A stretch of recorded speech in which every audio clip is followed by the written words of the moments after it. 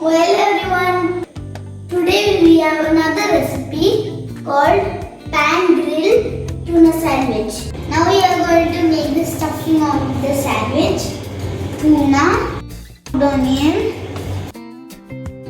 then chopped tomato, mayonnaise, then my favorite egg, pinch of salt, then mix it. Pepper, mix again. So the stuffing is ready. Try this at home. It will be awesome and importantly, put egg in it. That will be awesome. You can put the stuffing with egg in it. Put cheese.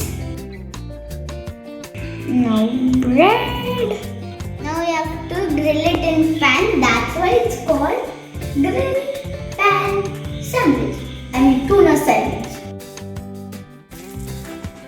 Apply the butter on top also.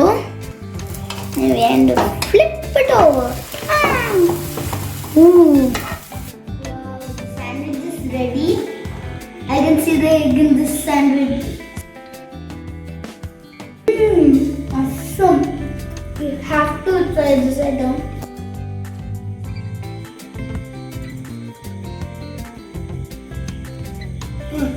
Bye. Bye.